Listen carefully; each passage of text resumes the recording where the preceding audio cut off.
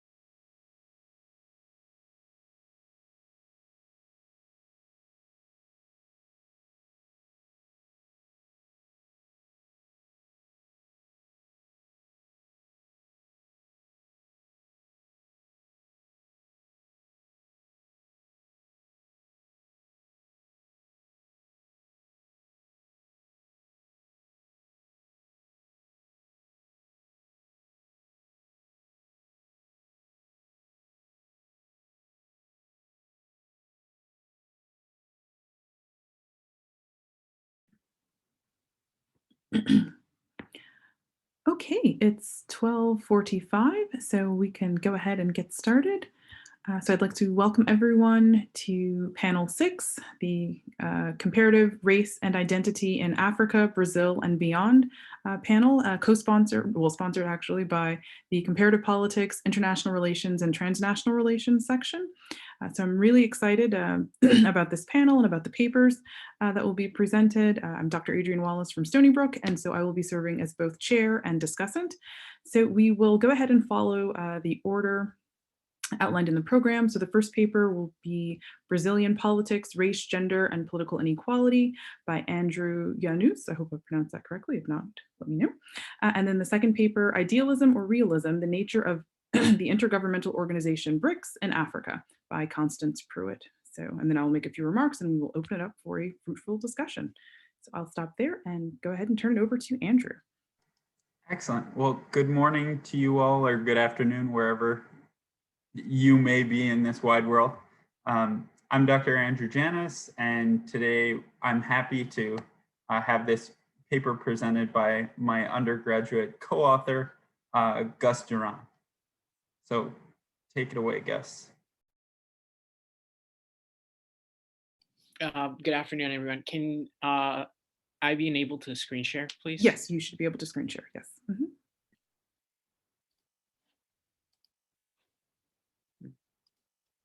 It's not letting me for some reason.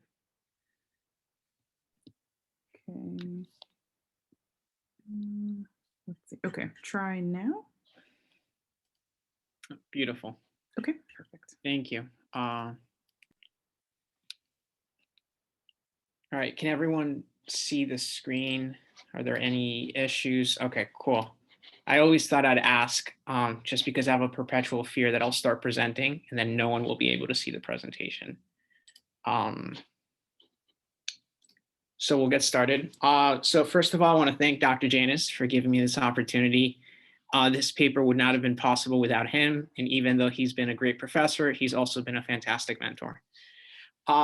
So the paper that Dr. Janus and I are co-writing is Campaign Finance Resource Gaps of Afro-Brazilian Candidates. And this is an issue that's extremely important because the research gaps are there and we're trying to find a reason why. And I'll go into more detail with that.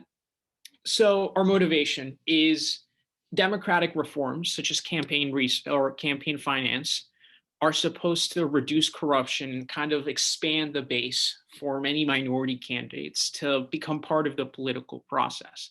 But oftentimes those reforms don't really help the kinds of candidates that are meant to do.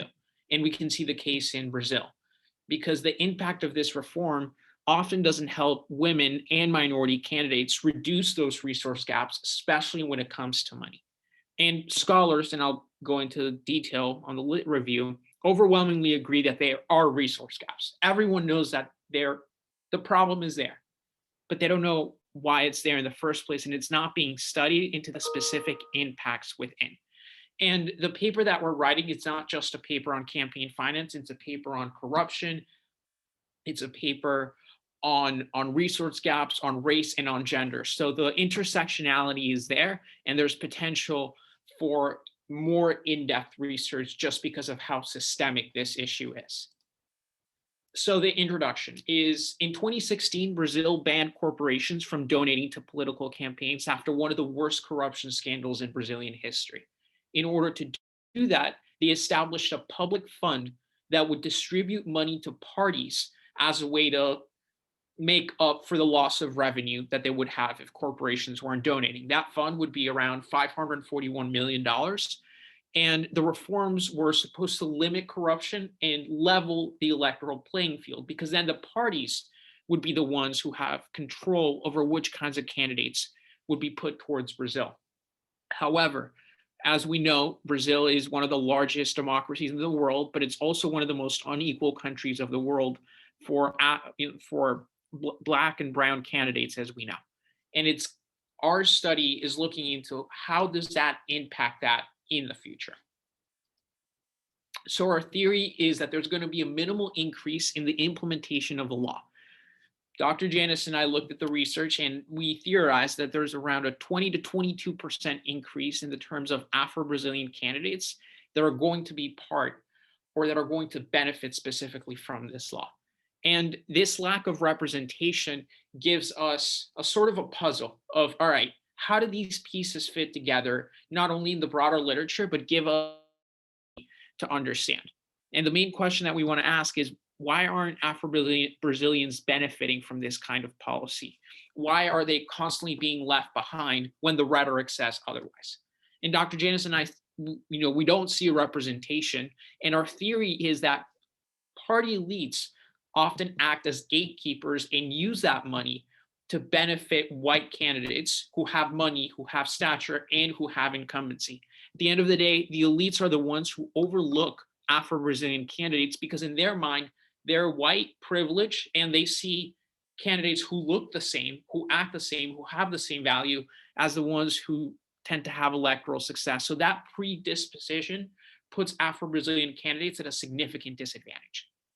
And at the end of the day, public finance, in our theory, doesn't ameliorate the resource gaps. It doesn't level the playing field, but it perpetuates it. And we're going to see this with the data. So how does this paper fit into the broader literature? So first of all, politicians need money to win. Jacobson, Green and Krasno, Jacobson, Johnson, all agree that money is crucial in elections, regardless of how the system works. At the end of the day, if you want to run a political campaign, whether it's in the United States, Brazil, or the UK, you're going to need money to pay the advertisements, to pay the staff to do all these different things.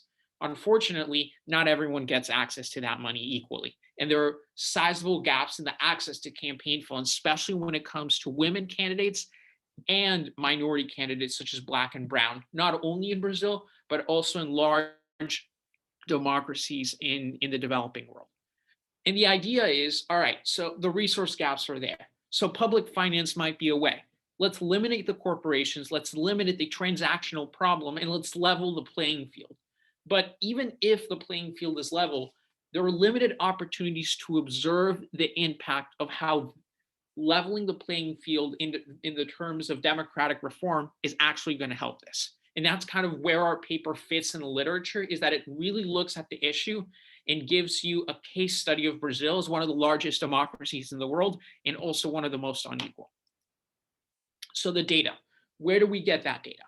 So Brazil, fortunately for us, posts all of their electoral data on the Superior Electoral Court. And we have 90% of the data is candidate information. So for example, you have name, race, gender, where they went to school, are they an incumbent or not? So this kind of data gives us an ability to categorize the candidates. And it also gives us party expenditure data. So how much money was spent? Where was the money donated to? Was it public finance? Was it individual? How much are the candidates worth? What's their net assets? All of that is posted within. Now they're posted differently, and so we use the magic of Stata to bring that together, but it gives us the ability to harness that data and interpret it using regression analysis. And so what Dr. Janice and I looked at is the federal deputy election, which can be considered as the Brazilian lower house, which is around 8,446 candidates of the 27 states all around Brazil. In the end, the data set, it's massive, and it took us almost a year and a half to hone it down, but it's representative of the Brazilian deputy, of the lower house of the Brazilian legislature, and it gives us an ability to study this in real time. So what are the results? So from 2014 to 2018, we see that corporate contributions dramatically decreased, while public fund contributions more than doubled. What does this tell us? This tells us that the law is actually working, that the parties are actually following the law. But now that puts the onus on the parties to distribute those funds. So it makes the parties even more important than they were before in 2014. And this does fit into our theory that now parties have increased gatekeeping power in the ability to distribute funds to all kinds of candidates. So now that the parties have the power, how do they distribute the money? So now this graph kind of gives us the average of where the party contributions fall among race. And because the parties or the candidate data is classified based on race, we're able to use that and categorize that. And we see on the averages of party contributions of all the federal deputies that white candidates get twice as much contributions as Afro-Brazilian candidates. As I said before, the gaps are there. But just because the gaps are there doesn't mean like, oh, they're outright discriminating, right? We need to find out ways and control for different variables. So where does education play a role? Where does incumbency play a role? Where does assets play a role? And that's kind of what we're trying to do our regression analysis. So this is obviously the regression analysis that Dr. Janice and I did of controlling different variables. So we have Afro-Brazilian candidates, women, incumbency, electoral experience, and college degree. And our dependent variable is the party contributions that's given to the candidate. And we were able to categorize that on Stata. And the independent variables are all the factors, or some of the factors, that can influence the perception of a candidate, as I mentioned before. And as we can see, Afro-Brazilian candidates almost earn 30,000 reais, which is the money in Brazil, less on average. And women get around 14,000 less. As you can see, incumbents vastly outperform, thus showing that obviously incumbency plays a role, but they're given that ability. And another thing that I want to mention is that here we're comparing apples to apples because it gives us the ability to run these analyses and really look at the issue from where the candidates are and what factors could influence them.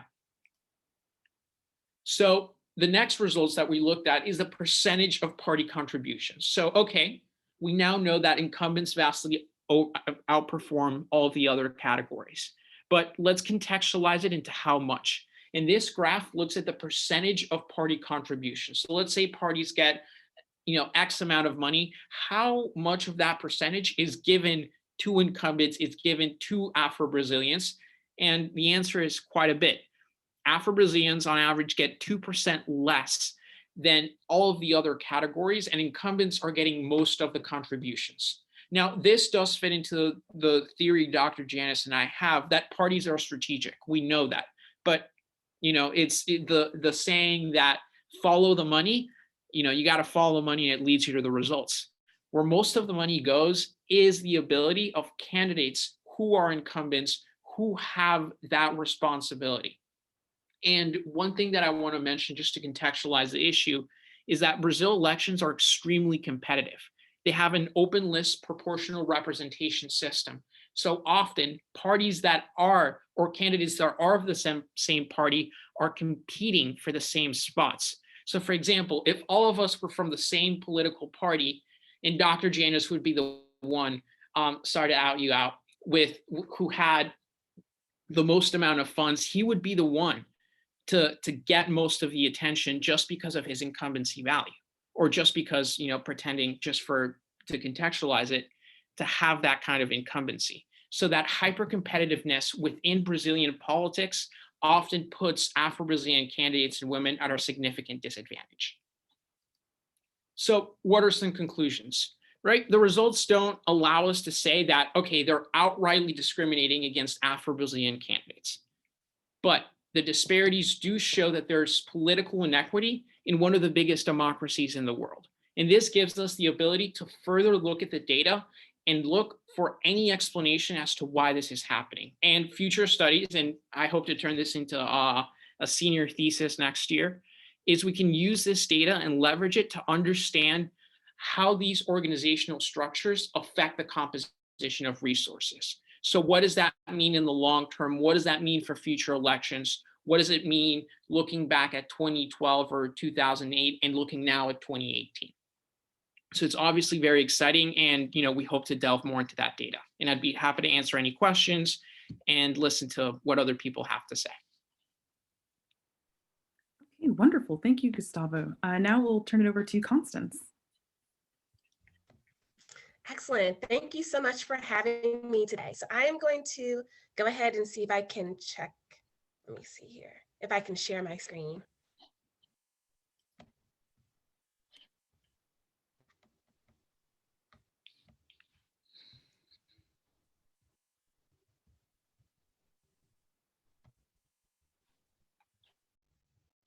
And I will also go ahead and follow suit and ask if everyone can see the PowerPoint presentation because I too don't want to go on a tangent and then realize no one can see the information.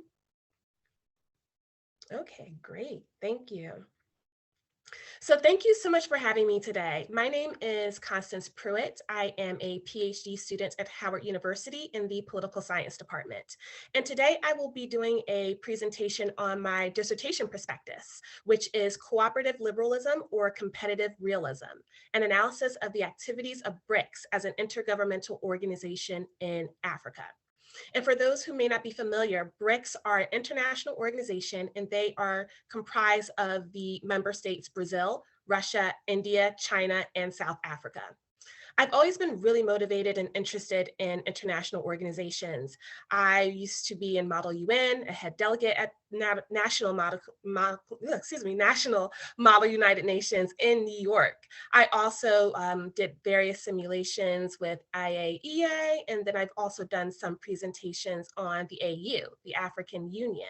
However, what I found really interesting about a lot of different international organizations, especially ones of this type of scope, is that it is usually dominated by the global north. And what's interesting about the BRICS is that they are a conglomerate of member states from the global south or emerging economies, and really should be a focus of attention because they are growing and expanding. And that really started to pique my interest in this topic, and specifically within their activities within the continent and within sub-Saharan Africa. So for today, I will briefly discuss the statement of the problem, research objective, research questions, thesis statement, analytical framework, methodology, literature review, justification of the study, and the potential limitations of the study as well. And what I'm really hoping to get out of this presentation and this panel is to get feedback. Now that I am tailoring this potential research for my dissertation, I'd love to hear from you as far as recommendations that you may have. This is at a rudimentary level for now, but I'm hoping that this presentation and the feedback will help me develop it further. So the statement of the problem. So the BRICS are officially an international organization. They've declared cooperation, yet they continue ventures independently as nation states, particularly within the continent of Africa. Official BRICS documents, statements, and convenings all indicate a strong stance of multi-state partnership. However, its member states may often act independently and less collaboratively, particularly regarding various opportunities within the African continent. And the African continent is where they actually trade the most. They trade within Africa more than they do amongst themselves. The research objectives. So for first research objective is to analyze the activities of the BRICS as a whole and as individual member states within Africa to determine if the organization is operating as a cooperative international organization or as individual nation states in competition that actually just coalesce to serve their national interest, or perhaps some mixture or amalgamation of both. The second research objective is to reconcile the realist understanding of self-help and the liberalist notion of international cooperation in defining BRICS activities in Africa as an intergovernmental organization and conglomerate composed of member states.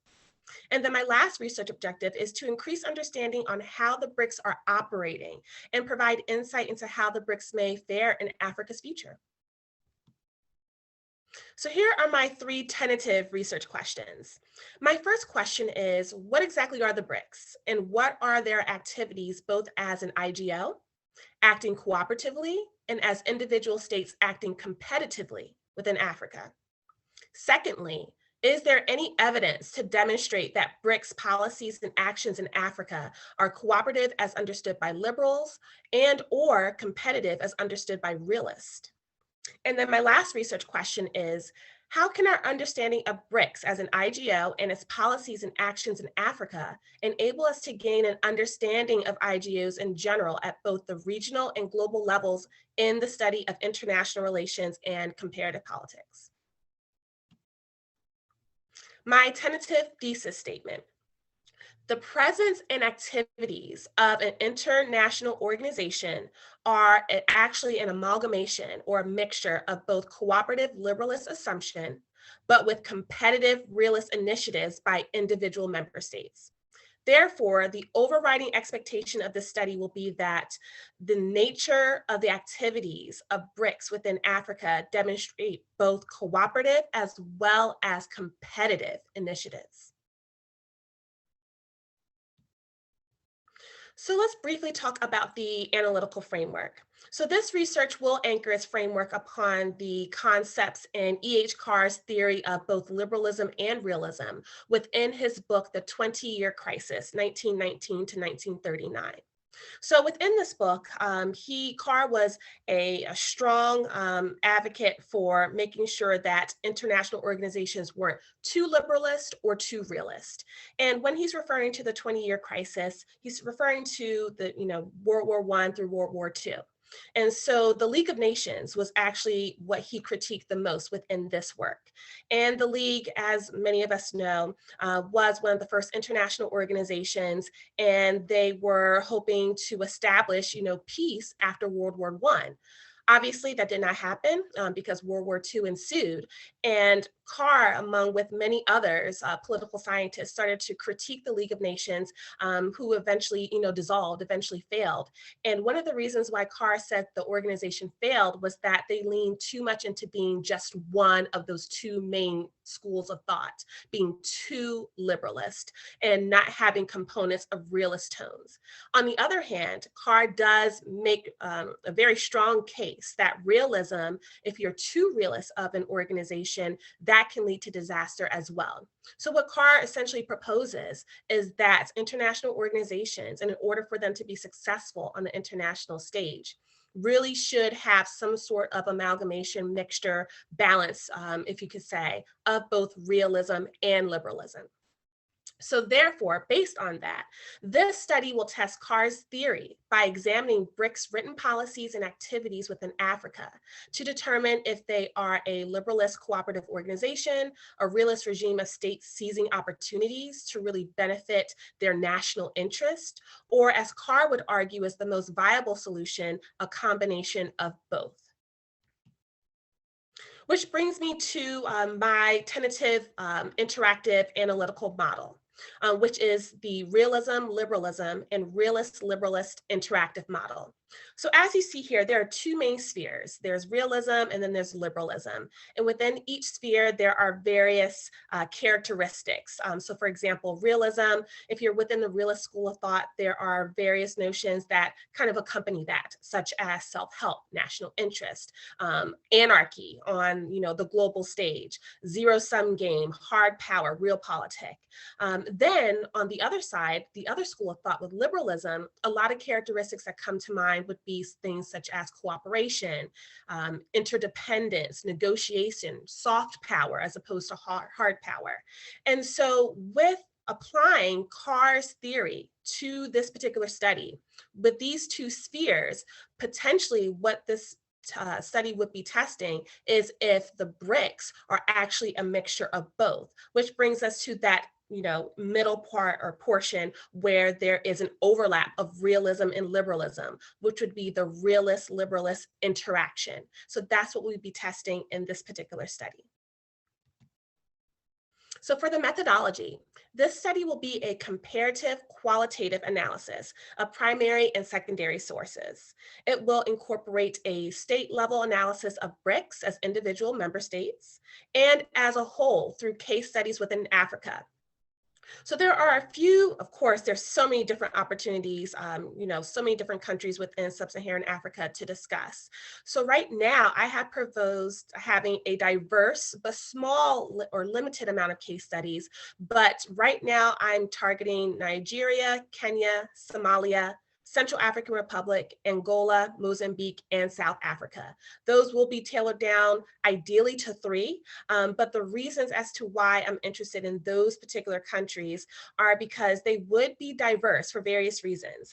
South Africa obviously has that duality. They are a member state of the BRICS, right? But they're also an African nation. And so that type of duality and dynamic would be very interesting to look into.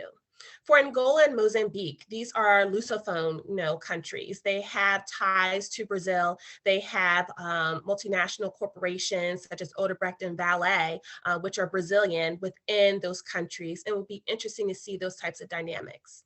For Somalia and Central African Republic, both of those countries are what a lot of international communities would consider to be fragile states at this point. And so it's interesting to see what's going on there, particularly when it comes to the BRICS member state of Russia and Russia's interactions with both Somalia and Central African Republic with their arms deals that are happening right now. And then Kenya and Nigeria are actually on 2 different ends of the spectrum. Kenya has actually been one of the 2 countries in Africa which have actually been invited in recent years to a BRICS summit. The BRICS, they hold annual meetings and annual summits. And so it's interesting that Kenya was one of those countries. However, Nigeria, which is another leading economic power within Africa, to the surprise of many within the international community, has not been invited to the BRICS. So because of that, and seeing the different types of dynamics, this is the proposed cluster of African case studies that I am considering for this research. And then the proposed date range would be from 2009 to 2020. 2009 was when the BRICS officially became an organization and kicked off their first BRICS annual summit. And then of course, 2020 being the last full year, full calendar year. So for the data collection will use existing documented primary and secondary resources, such as BRICS official documents, reports, manuscripts, decrees, and policy papers, press releases, etc. BRICS member state sources as well. So news articles from official sites from Brazil, Russia, India, China, South Africa, as well as from various forums that they all hold, which is quite interesting. So with the BRICS, they have these BRICS annual summits, but they also kind of go off on their own and they hold these individually led summits within Africa. For example, the Forum on China-Africa Cooperation, or FOCAC, is handled by China, and that's their own kind of separate summit. Another example would be the Russia-Africa Summit, which is fairly new. It did not happen this year because of the pandemic, but it did occur the year before. And that again is showing these individual member states kind of taking initiatives on their own outside of working as just a collective within the region, as well as looking at African state newspaper articles through various types of sources. All Africa is one great hub to start to look into various local newspapers as well. And then international organizations, publications. And some of those organizations could include the United Nations, the African Union, the AFDB, the African Development Bank, or ECOWAS, for example, the Economic Community of Western African States. And so for the data analysis, this study proposes using qualitative software system, and I propose using NVivo. NVivo will assist in capturing portions of categorized data through coding. And one of the great things about qualitative software systems such as NVivo is really beneficial when looking through and trying to code documents that are a bit unstructured, which will happen a lot in this particular study, whether that is looking at various reports, meeting, dialogue, newspaper articles, things of that nature. And so for this research, NVivo will be used predominantly using what is called theme nodes. There are different types of nodes within NVivo. And so according to the traits of the realism or liberalism within the realism, liberalism, or realist-liberalist interactive model that I just discussed, the themes essentially aligning with self-help, national interest, anarchy, competition, war, realpolitik, or things such as cooperation, collective security, soft power, etc., will be analyzed using NViva. As far as the literature review, so the literature review will actually consist of a selection of pertinent works. And I propose using two main categories, theories of international relations and then literature on the BRICS. And so for theories of international relations, looking at literature regarding realism and literature regarding liberalism. And then for literature on the BRICS, existing literature on BRICS as individual member states, and then looking at the existing literature on BRICS as a whole. And that will be expounded upon using literature such as Morgenthau for realism, Nye, for example, for liberalism. Desai, for example, does a lot of writing, or did a lot of writing on BRICS as individual member states, particularly talking about India and if they fit within the BRICS. And then Ian Taylor is a well-known scholar that has talked about BRICS collectively as a whole. So the justification for this study.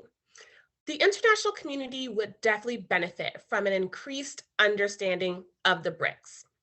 The BRICS, again, are a global South-dominated international organization, and they have large members: Brazil, Russia, India, China, South Africa. But what happens a lot within the literature, they're not really talked about on a global scale, as opposed to those more global North-dominated international organizations that we often hear of: United Nations, IMF, etc. And now that the BRICS are an established association, and they've been established for over a decade now, since 2009, it's really an opportune time to conduct meaningful, substantive research that can really help develop credible trends and try to understanding their theoretical nature over a specific region. The BRICS also trade within Africa, like I mentioned earlier, more than any other part of the world, even more than amongst themselves, which would make this research really crucial in understanding how they interact within the region. Also, this research would assist with how to assess BRICS alliance accurately and to help explain how its actions may unfold in further developing Africa. Another thing is that there is such a uniqueness with the BRICS composition, because while they are working in Africa, within the African continent, it really deserves further attention because they are all emerging economies, and one of its own member states is an African nation. And lastly, the literature on the BRICS is really severely outdated. There has been, literature on the BRICS as a whole and as individual member states, but it seems as though scholarship has started to wane. And that's really concerning because, for example, at least one of the member states, such as China, Sino-African relations, is something that's really picking up. And the BRICS really need to deserve more, attention. And so it's severely outdated, and, kind of bringing research a little bit forward up to present would be beneficial for the international community. As far as limitations of the study, so there were three things that I initially thought of. As a newer organization, there is a possibility of encountering limited resources on official documents. However, due to my preliminary investigation, that doesn't seem to be much of a problem. Most of the official documents and convenings are readily available and accessible over the past decade or so. So hopefully that will not be an issue. The second potential limitation of the study that I initially thought of was that primary resources may present a biased outlook with the intentions and outcomes of the BRICS activities within Africa.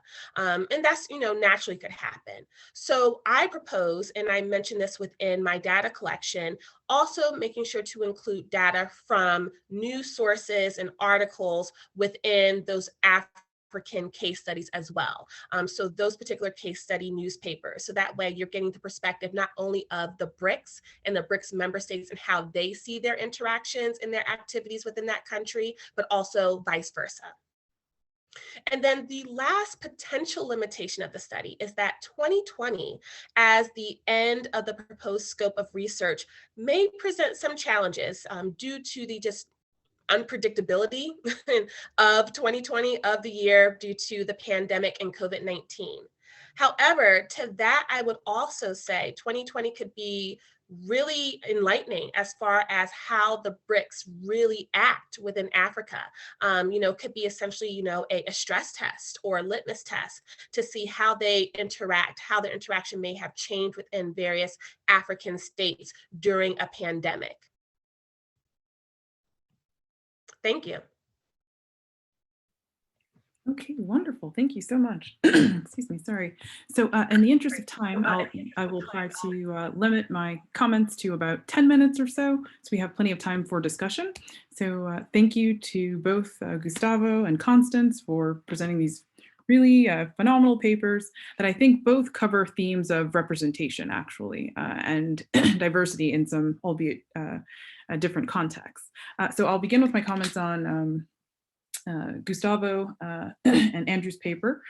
So I, again, think it's particularly important, especially now as you think about substantive representation, excuse me, sorry, in Brazil. And so one of the, my initial thoughts after you presented, right, were the contributions that your paper could make to the ways in which we define corruption, right? Because you're basically talking about the ways in which the political parties themselves are corrupt to an extent, right? Because they're manipulating the distribution of funds, they're prioritizing particular candidates based on demographic features, right? All of which are socially constructed, we all know that.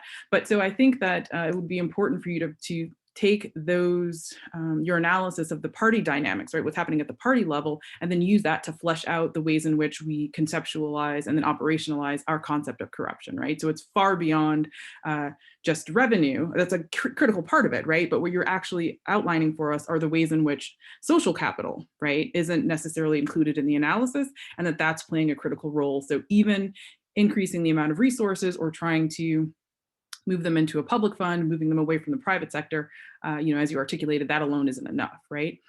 Secondly, when you mentioned so kind of thinking about the types of candidates, right? So I'm also wondering what the conditions are within those individual 27 states, how integrated and what, essentially resource allocations in terms of the budget they're receiving in general, and then what the demographic makeups are of those 27 states. So being able to have that in comparative context as well, I think would be beneficial and useful.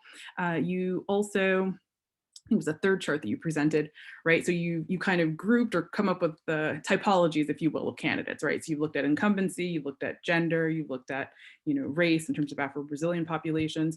And so, and I know this is an initial regression analysis, but it would also be great to complicate those demographic categories, right? So to think about the interaction effects between being Afro-Brazilian and a woman, right? And what does it mean to be Afro-Brazilian and a woman candidate running in a state that's also severely under-resourced, right? And how might that impact the ways in which your candidacy is supported at the party level, right? So I think those are factors that you definitely want to include.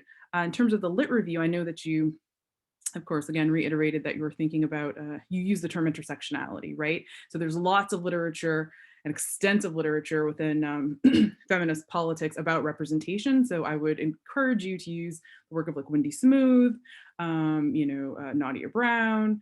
I would also include Mala Hatoun, Laura Weldon, right? Even Ange Marie Hancock as well, because she looks at the ways in which intersectionality can be used to generate policy effects, right? Which is ultimately what we would want to see a diverse series of representatives produce ultimately, right? So those would be works to incorporate. And they're also in comparative context as well. So you would be looking at representation, or you would be in conversation with representation literature about women political candidates on the African continent and of African descent within the US, right? Which would be important because it's another country in the Americas, right? The other thing that I think is going to be critical for this study as well, which I think has immense potential in terms of making critical contributions, that so you're talking a lot about descriptive representation, right? But what happens with the few candidates that do get in office, right? Are they pushing different policy agendas? So substantively, what does that mean? Even though we know the discrimination is embedded at this point because of the political party stratification, but if a candidate does get elected, right, so you can do kind of a pre-post analysis. Are their agendas more progressive? Are their agendas targeting Afro-Brazilian communities more as a focus? How does that mitigate their advocacy capacity or power? And you can start to, to literally count, right, the number of Afro-Brazilian candidates after this push toward a public fund. How many of them are chairing committees? Right. So what are the leadership responsibilities that then are also affixed to these particular candidates that have been disproportionately marginalized, right? If they are able to overcome those hurdles embedded by the parties themselves. So I would also incorporate that. Oh, okay. And then the last thing, and then I want to move on to Constance. So just like having more context about the resource environments and the demographic differences of populations within the states, I would also think it's going to be helpful to have the same kind of analysis or contextualization about party differences themselves. So has this shift from private funds to a public fund change the number or types of political parties that are active in Brazil, right? And for the parties that exist, right, especially the ones that continue to not include women, not include people that are Afro-Brazilian, and not include the intersections they're in, are those parties, excuse me, actually putting fewer candidates up, right, for election specifically? And which are there any parties, probably not, but are there any parties that are doing, that you're seeing improvements, right? So that would be helpful as well, I think. So I will stop there and then move to Constance. So another phenomenal paper, and I know this is your dissertation prospectus, so you're going to have a book project, I'm sure, out of this, in addition to tons and tons of articles. So first of all, I think I was happy to see your emphasis on the BRICS, and you're absolutely right. They've very much kind of dropped out of the literature of late, which has been disappointing for a host of reasons. But so we'll just move right in and jump to some of my comments. So first, I wanted to, so you're kind of problematizing, or as you stated, empirically testing Carr's theory, right? But using African case studies, right? Using Africa as a region, right? And so I also want to encourage you to think about the ways in which liberalism itself is problematic, right? And there are lots of feminist critiques in addition to realism, right? And I think those critiques, like Tichner and others, I can also send you some more key scholars, but I think their implicit critiques actually are consistent with the arguments that you are trying to make about how we should kind of envision or analyze the contributions that BRICS are making, right, to Africa as a region, especially in terms of economic development, right? So I think you should absolutely pull in a lot of feminist economist literature in terms of the broader critiques of development, because really one of the things that your dissertation is going to contribute that I think is so critical, right, is that, there's kind of this argument that the BRICS offer an alternative model, right, to development, away from kind of like the, the IMF, World Bank, right, kind of Washington consensus approach, right? And so what you have the potential to actually test empirically for us is whether or not that's really true, right? And more importantly, and this goes to your, back to your theoretical contributions, since you're arguing that there's kind of, right, this synthesis of a neoliberal and a realist or neo-realist, right, kind of functionality to BRICS, I think what you can also provide is like a typology, right, of the conditions under which there's more of an emphasis on individual bilateral relationships between BRICS members and then African countries, right?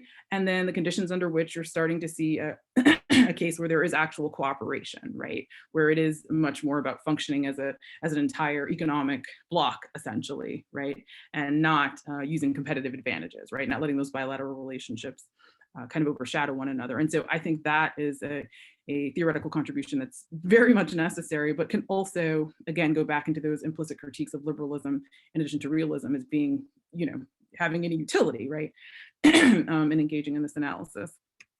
So in addition to that, if we can just move quickly to your methodological approach and your data analysis. So I'll start with the case selection. So you did describe, the reason that you selected some of the cases, right? Which makes sense. And I know you want to focus on 3, but I would encourage you maybe to think about 4 and pick one case in each subregion of the continent, right? And so a lot of your analysis, so like including South Africa, obviously they're a member of the BRICS, so I understand why they would be certainly of interest, but maybe consider leaving South Africa out, right? And instead focusing, pick, Namibia or another country in Southern Africa, and include a North African country as a case study as well, right? Because that delineation between North Africa and Sub-Saharan Africa is also, right, problematic for a host of reasons. And I think that including a North African case will be important for you because a lot of these groups or a lot of countries are also members of other regional economic blocs.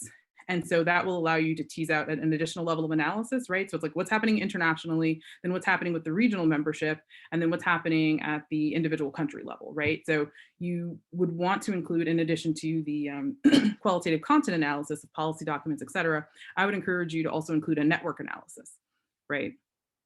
Because again, I think that's something that's missing and something you could definitely add. So think about picking a case study in each region. And as you're determining which countries to pick, think about econometric data, right? So, thinking about any measures of inequality, so Gini indexes, right? You might want to think about the percentage of growth. I mean, there are lots of different things, right? And then you also want to think about how diverse the economies are, right? So you want to make sure that you have case studies that have economies that are quite diverse, that are also moving toward financialization, right? Services that are really moving away and trying to change the place of their nation in global value chains, because that's something that's really kind of prominent right now. And then you can also, of course, include case studies of countries that are doing more commodity-based training, right? So that's just going to help you kind of think about that economic variation, which to an extent can kind of be a proxy as well for the geopolitical power, right, that they actually wield within other international systems. Okay, right. So I also wanted to, in the data section. So so in the content analysis, right, I know what the nodes and the themes are, right, but I also want to encourage you to kind of group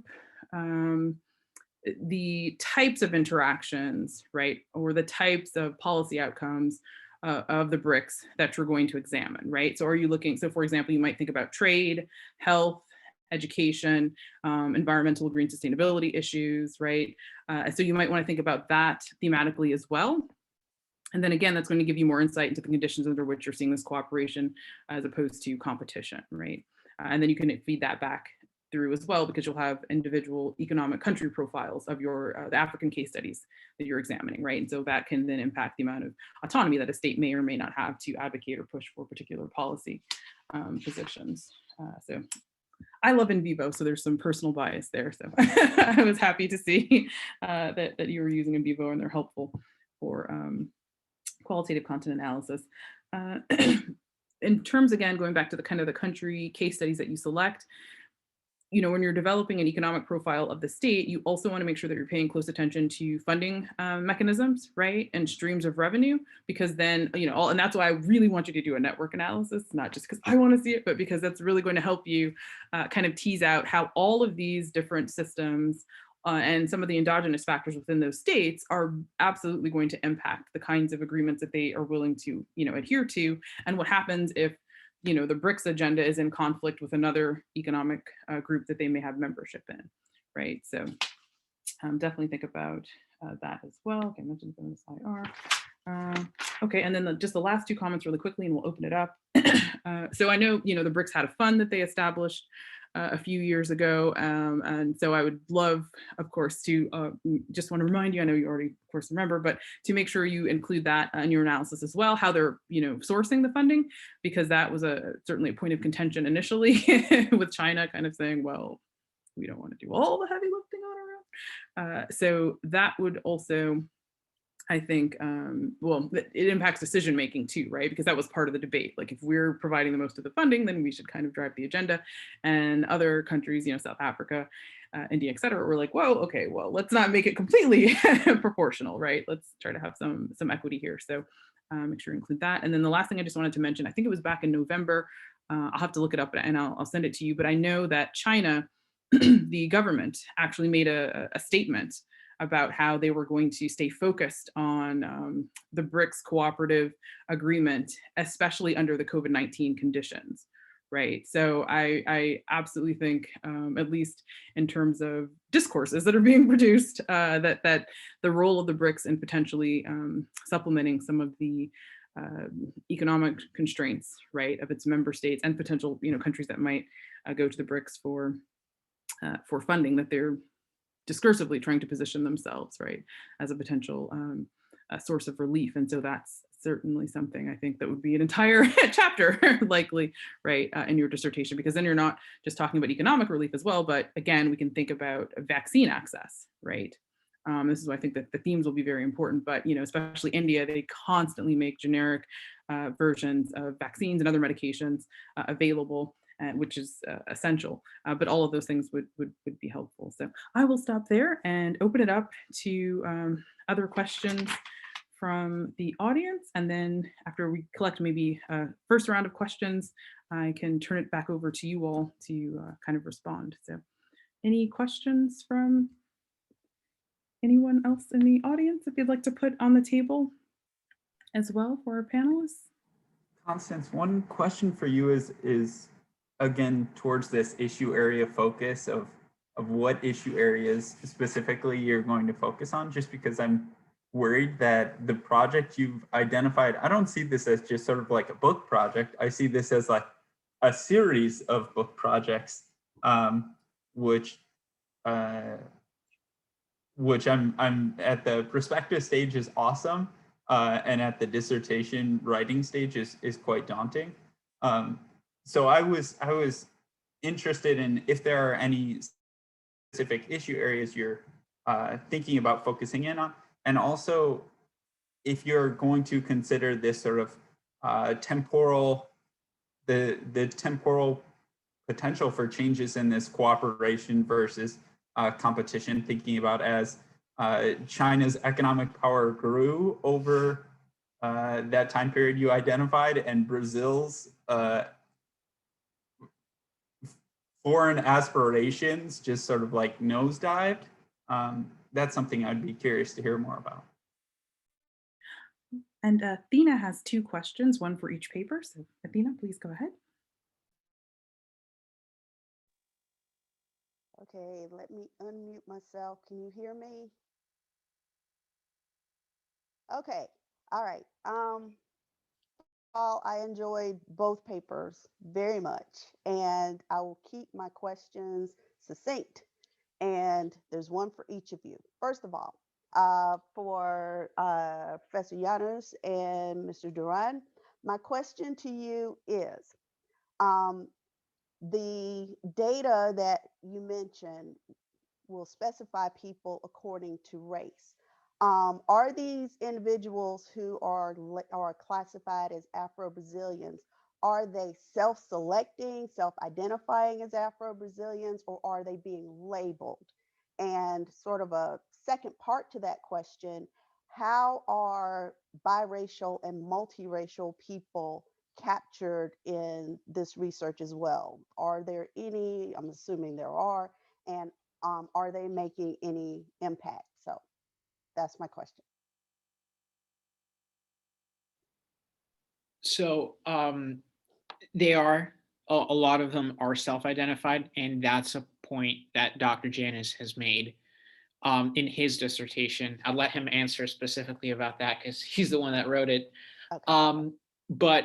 But yes, some of them are self-identified, and I think that's something I forgot to mention during the presentation, is something I would love to take a look at or to expand into a future paper in terms of how does the self-identification, because politicians in Brazil do strategically change their race in order to win. Mm-hmm. And so how is that going to impact or skew the data? And that is definitely a senior thesis I would love to tackle and really expand upon. But just to answer originally, like, yes, in terms of, people who are biracial, I'm not sure if they were captured that way. And I think that goes back to the original question of they self-identify based on what their own individual belief is with that. But if Dr. Janis wants to expand on the self-identification Brazilian politicians. I will pivot to him. Sure. So all of the data that we use in this paper is self-classified race. There are 5 categories that candidates can claim membership in: white, brown, black, Asian, and indigenous. The brown category is typically seen as mixed race, but individuals have some latitude to choose their race, or at least choose how they choose to self-identify, and how they self-identify may conflict with how they're perceived by others. So I know in Gladys Mitchell-Walthour's panel, she was talking about how a record number of Black women were elected to the city council. And when she looked at some of these city councils, the faces are very similar to my skin tone, which would not necessarily indicate African descent in the Brazilian context. I have a paper showing that politicians strategically choose their race and change it over time based on electoral incentives. The caveat I would add is that while individuals do choose their race, those choices are constrained. And so this provides some basis for using this data. And even though there are these discrepancies, the data still constitute a really useful avenue, at least to initially explore these relationships. There's about 70% overlap between self-classified race and ascribed race. And Mr. Duran was applied and received a research grant from the University of Florida to pursue more of this work. And so some of the money he's received is going to go into paying coders to look at photos of these candidates and label them in order to sort of determine whether or not this measure is appropriate, as well as the limitations of it. Okay, all right, thank you. All right, my next question is for Ms. Pruitt. I learned something because I didn't even know that BRICS existed, and so I did a quick Google search. And the one thing that jumped out at me is the fact that of the member countries of BRICS, 4 out of 5 of them are run by people that the rest of the Western world might consider dictators.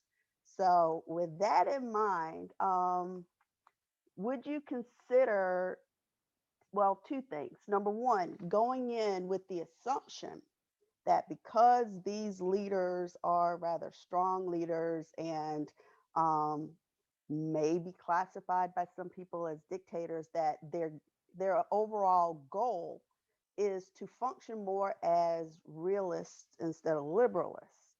And then maybe, you know, an additional chapter in your dissertation or your book or both could be a comparison of this IGO to another one that seems to lean more towards liberalism or that amalgamation that you're looking for. So that's pretty much it.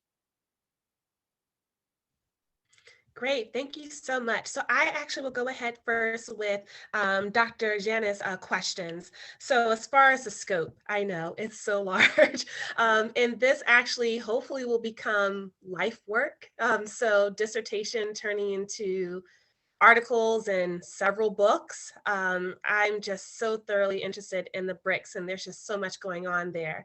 But as far as the scope, it definitely needs to be narrowed. So I actually have a few things in mind, and this also ties into some of the comments as well that were made earlier. So I'm thinking about focusing on development policy. Is really important, especially when thinking about China's interaction within Africa with like the Belt and Road Initiative, BRI. There's so many different BRI or Belt and Road Initiative countries. The second would be economic policy. very important there, just kind of diving into the different types of policies or economic policies that each of the BRICS member states have, and interesting to see how some of the BRICS, member states refer to their economic assistance as, instead of applying it as, foreign aid, they call it, technical assistance, and kind of diving into those differences that we see with the way they interact opposed to maybe some more Western, bodies might act or label things. And then the third would be COVID. I agree. I think there should be just a whole chapter on the way the BRICS interacted in 2020 when it comes to like their COVID response, and that could really look into more of their maybe public health policy and how they roll out the vaccine within the region, within the continent. So those are the three areas that I would love to go into as far as the scope and narrowing it down a bit for this dissertation. And then as far as Dr. King's question, yes, I completely agree that many, Western actors are concerned or were concerned at least at one point about the BRICS, and consider many of the leaders of those BRICS member states to be technically strong men, and more leaning toward the realist school of thought, and dictators and things of that nature. That is a very strong sense within the Western community. It's actually one of the reasons why I wanted to dive into this research. For my dissertation, I initially thought about maybe doing a comparative analysis of, a Western IGO to, the BRICS. But I decided not to do that right away because I wanted to form my own research and understanding of the BRICS alone, to have a little bit less of a biased input, considering I'm from a Western country. But I think that's something that could potentially go down the road. I could see that hypothetically being a whole separate project in the future, because it's going to be really important, especially since the United States, under this current administration, is trying to reestablish their relationships on the African continent as their, foreign policy. And so I think even though the BRICS kind of have fallen off when it comes to, the scholarship, they may start reappearing again. Hopefully I will be able to be one of the scholars, assisting in that. But I think once, since foreign policy has kind of started to change in this current administration, and placing more emphasis on reestablishing the relationships within Africa, I think they will also, at least within this administration and maybe other Western countries, will start to take a closer look at how those BRICS member states, particularly China, I don't want to keep singling out China there, but particularly China, and how they're interacting, Russia as well, and how they are interacting with various African nation states. Okay, thank you. I appreciate it.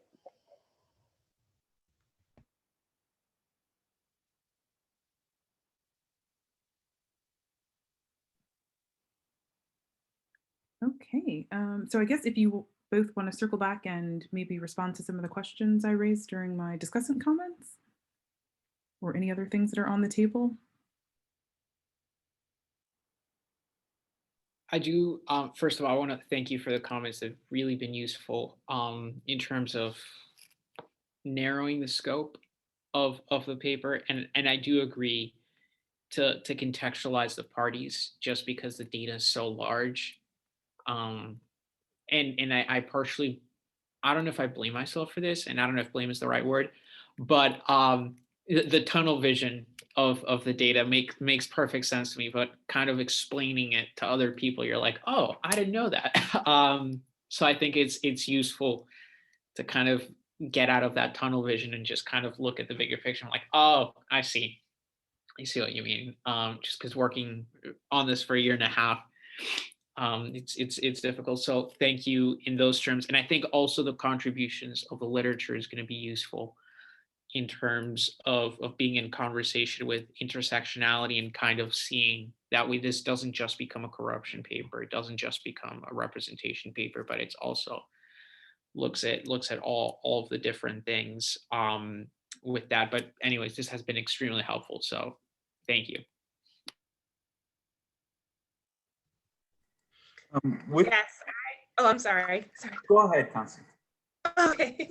Yes, I completely agree. Thank you so much for your comments and for your feedback. So one of the things I already started to mention as far as like the scope is really focusing or honing in on development policy, economic policy, and then their COVID relief policies, or as they're starting to play out more. So I definitely really appreciate that, because it is such a large topic, and is already becoming daunting. I know Dr. Jan has mentioned it could become that way. It's already that way. So I do hope to narrow the scope down to those three. And at this point, I am very flexible. The other thing I wanted to make a comment to was in regards to the amount of case studies. So yes, I kind of mentioned the ones that I was considering and that I wanted to narrow down to 3, and you recommended 4 and 1 for each region, and not to exclude Northern Africa. I think that's great. I think that's excellent. I was really struggling to, determine which case studies I wanted to go into, because they're all interesting to me. The dynamic between the BRICS and the various African member states it's diverse, and there's so much information there, but I definitely appreciate that. And I will definitely consider that and talk to my dissertation advisor regarding that, because I think that's excellent. And then the last thing I wanted to mention was in response to just talking about liberalism and realism as school of thought being problematic as is, and I completely agree. And I really appreciated your feedback and your comments regarding, maybe getting some perspectives from like feminist economists as well, right? And I think that could really tie into when I start to create, my conceptual definitions within the dissertation, and starting to formulate. That will be an opportunity for me to formulate how I am describing or how I identify liberalism and realism within the paper. So I really appreciate that, and had me thinking already about it.